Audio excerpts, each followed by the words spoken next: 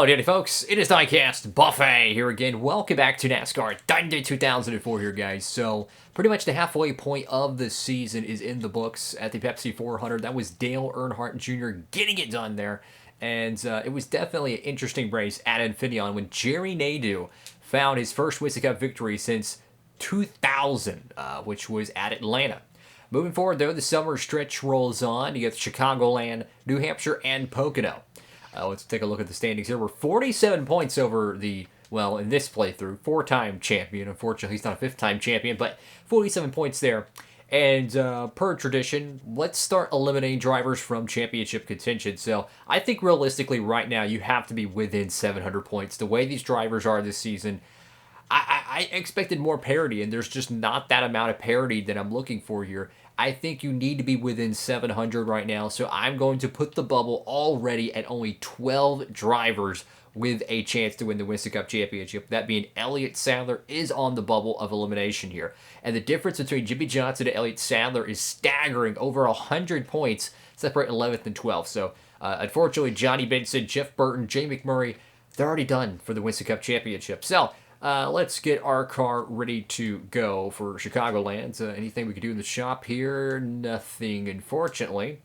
But let's go out here and hopefully win this race. Chicagoland's a great track for us. It provides such amazing racing on this game. The AI is not super competitive, but it's not easy at the same time. So it's a perfect blend of you know, just AI versus player established here on this track. It's just fantastic to race on.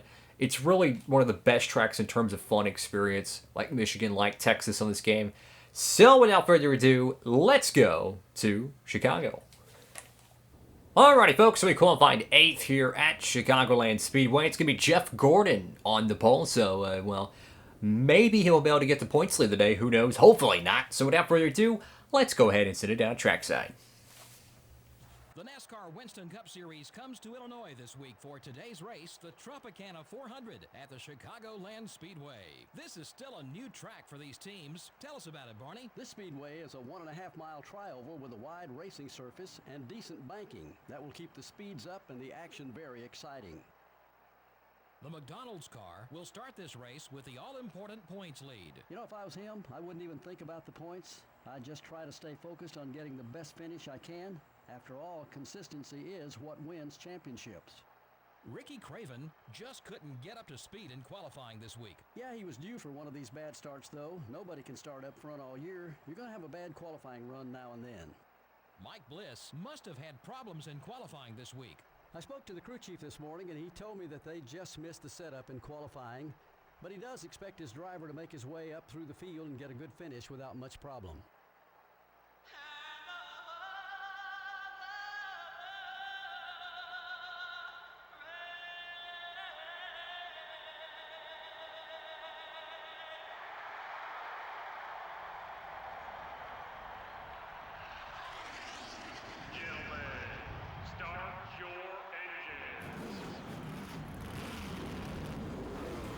Here we go, folks. It is time to go racing. And fun fact with the pace car in this game, fun fact.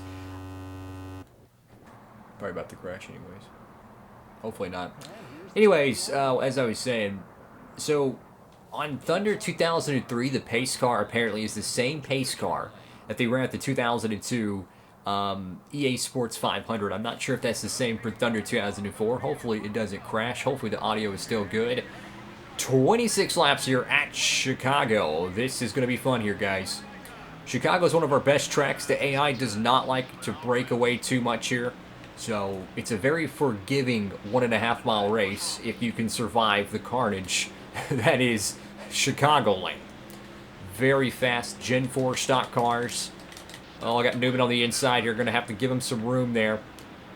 But for us, we're 47 points to the good in terms of championship. I don't think we've ever had that amount of points in terms of a lead at the halfway point. I don't think ever. I think this could be very well our best shot at a championship that we ever had if we're able to keep up the consistency here.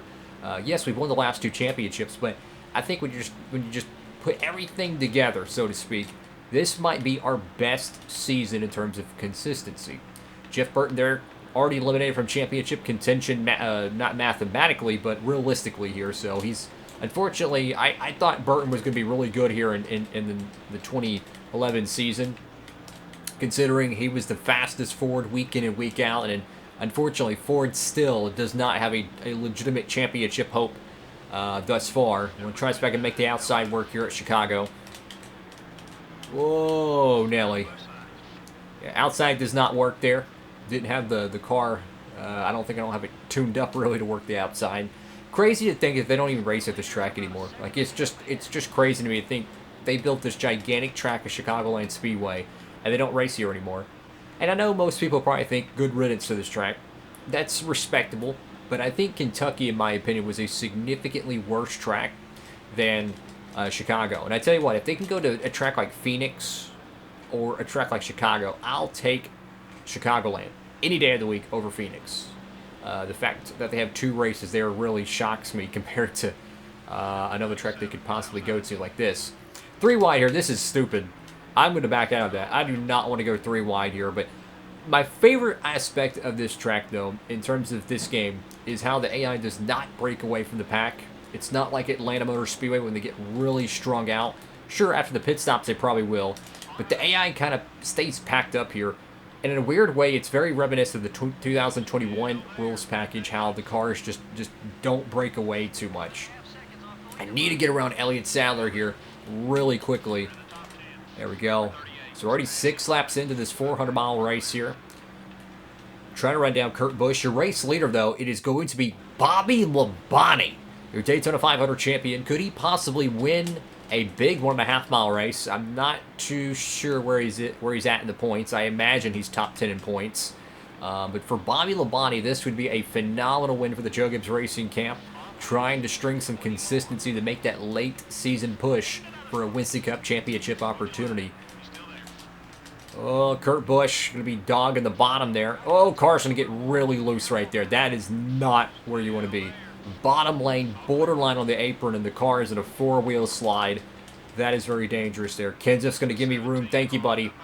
So we passed 1 Roush Couture. Can we do 2? Can we get 2 Roush Coutures? Car gets loose in the bottom here.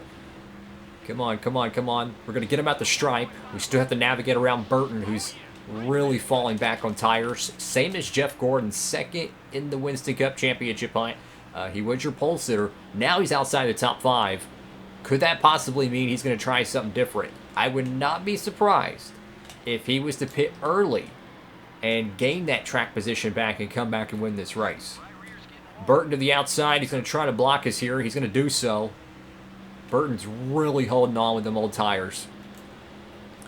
I don't want to take any unnecessary risks right now. The car is very loose. High percentage shots right here, guys. High percentage shots. If this was 1 to go, I'd be moving to 99. But right now, I understand that our car is just not good right now to be taking a lot of crazy maneuvers. Like, look at that. We ran the outside. Look how loose the car is, guys. I mean, it's just we're going to have to tighten up the race car because we still have probably, what, I think they're going to pit next time by. I think lap 11 out of 26. I think that's respectable. Halfway on fuel here. You could probably go 20 laps, give or take, on a tank of gas. So I do think it's definitely in the wheelhouse. And the way our tires are wearing right now, definitely got to tighten this car up just a smidge because we're not going to be too competitive at the end if we don't. And if we pit early, that means our tires are going to be even worse at the end of the run. So we have to compensate for that. Gordon's dropping back. Bobby Labonte's still hanging tough here at the Tropicana 400.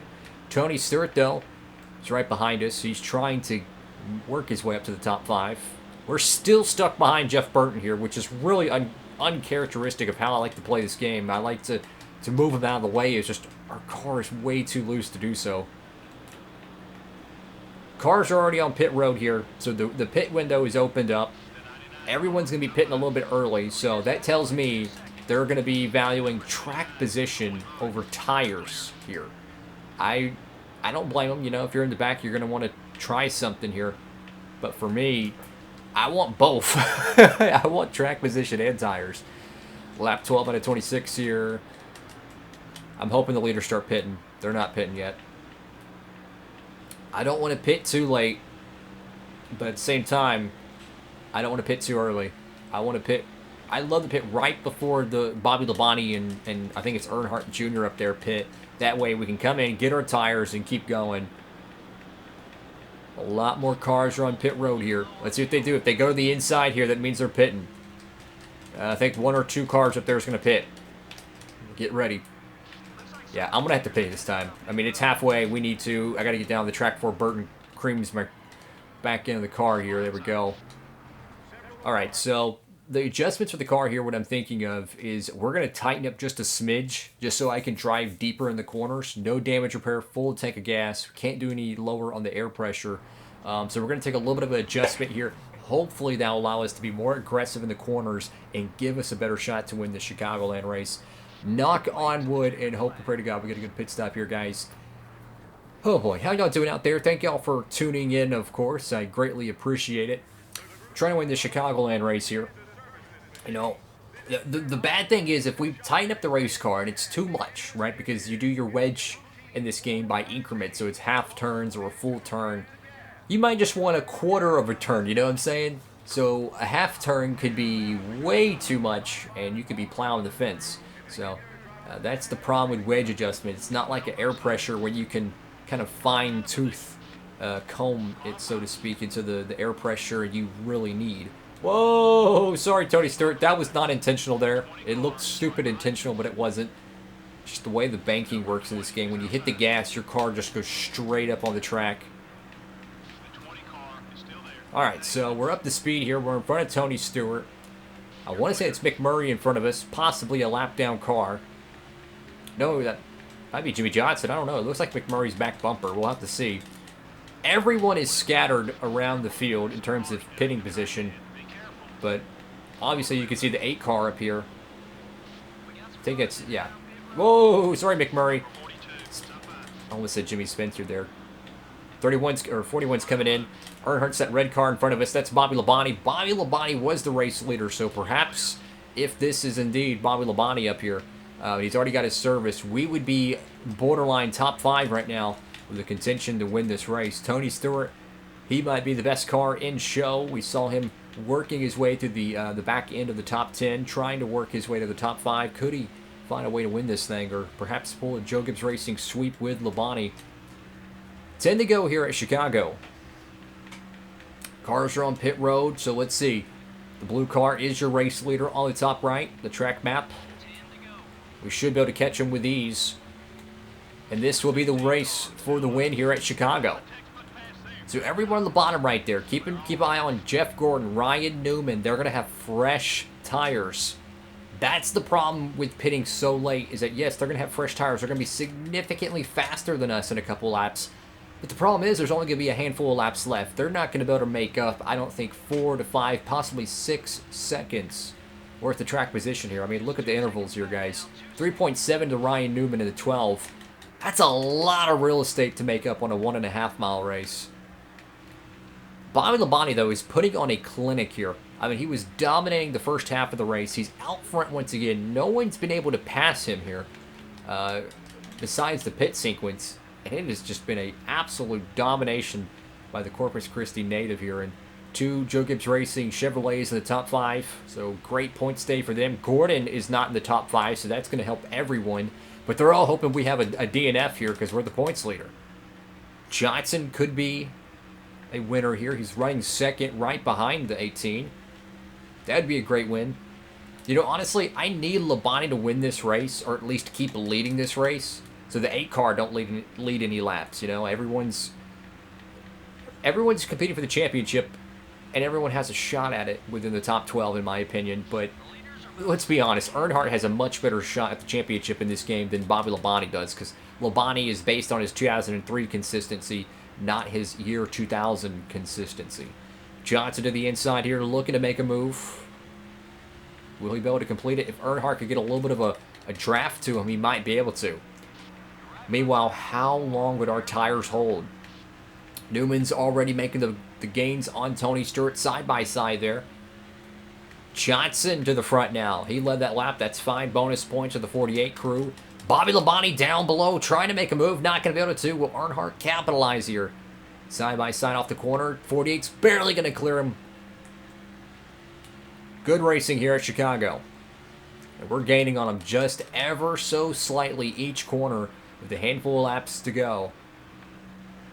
So it looks like Earnhardt's kind of laying in the weeds here, but Bobby Labonte is not giving up. Very aggressive, trying to find a nose underneath the 48 car. I mean, I would not be surprised. They make some contact here. The 48 car is not too happy. Jimmy Johnson, the rival right now, so he could be doing a lot of blocking for us, which could hinder Bobby Labonte and Earnhardt's chances. Lap 22 out of 26 here. 18 car doing everything he can to find a way around him here. This is fun. Caution could end the race here, so got to get what you can. We're in the top 5 position, though, so that's good. We didn't qualify on pole, yes, but hey, top 5 is where we want to be. Definitely want to get around this 8 car. Car is not where we need it right now, but it is significantly better than it was earlier. I will say that. Yeah, every time we go to the outside in 3 and 4, we just have to lift so much. We're not able to carry any momentum. And here it is, folks. Caution will end the race. It is official now, so this is it. One of these 4 drivers are going to win this race. Come on, come on, come on. Got to get to the inside of Earnhardt. Nope, he's going to block all the way down to the white stripe. Have to get some draft, go up high, and try to shoot down below and see if we can... Nope, he's going to block that run as well. Very aggressive racing here at Chicagoland, trying to win this race. Well, I guess if you can't pass them, just push them. So we're underneath the 18 car. The 8 car is. Just keep pushing them, sail them in the corner. Whoa, little contact there. That actually worked. 3 wide here at Chicagoland. That actually worked right there. We packed so much air behind the 8 car there. That shot him up the hill, moved the 18 out of the way, and just absolutely cleared the path. And now we have Jimmy Johnson in our sights here with a 1-lap mad dash to settle it. This is going to be good. Side by side behind us, they're going to block Ryan Newman. But would Jimmy Johnson make this difficult here? Let's see. Tires are slipping here at Chicago. 18 car down below. This is for the win. We're going to have one more final shot. Labonte is going to box us in here. This is not what we need. We're going to have to make the move on the outside here. Back up the corner. Gun it. Oh, Labonte's going to take it. Johnson goes for the block. Contact at the end. Drag race to the stripe. Bobby Labonte wins it at Chicago. Dang! Johnson was so dead set on blocking our run that we open up the door for the 18 to win it. Drag race at the line, not enough, but what a finish. Wow. What a finisher. That was some great racing. You know, if the 18 car wasn't there, we would have won that race too. But he kind of moved us up the racetrack a little bit, you know, made sure we stayed in the outside lane. No contact there. But the 48 car absolutely going for the block at the end of the race. We did not lead a lap, but Bobby Labonte found a way to win this race. That was a fantastic finish. And it reminds me so much of the 550 rules package, ironically enough, because the cars are not able to break away from the pack. They're always bunched up together, and that creates so much just tight racing there. That was a fantastic finish there. Ryan Newman, with those fresh tires, drove all the way up the 3rd, guys. If we had one more lap, maybe 2 laps, possibly the 12 car could have made some noise there. Big day for the Roush-Coutiers, top 12. I want to say all 4 of their cars got there. No 3 of the top 12. I don't know where Tina Gordon is. Probably way back here in the boondocks. Unfortunately, the 16 car, not good. But through the field here, anything that stands out to me, 57 car, that's a really good piece too. It's definitely an improved car there. Bottom of the barrel there for Kennedy and Bliss, unfortunately. So thank you all so much for watching the video. Make sure to give it a huge thumbs up, like, comment, and subscribe. Upload these every Monday, Wednesday, and Friday, 3 p.m. Eastern Standard Time, right here on Diecastbuffet. And speaking of which, if you want to get free shipping on anything, all your NASCAR Diecast needs, 124s, 164s, hats, t-shirts, you name it, make sure to check out the promo code down below, guys. You'll get free shipping on any order, $20 or more at Circle B Diecast and Plan B Sales. Use it at checkout, guys. And with all that being said, folks, what a wild race at Chicago. Wish we had 2 races here each season, because this track, Texas, Dover, they produce the best racing possible. It's just so much fun to race against the AIs. Have a great one, everybody. Like, comment, and subscribe. Diecastbuffet, signing off.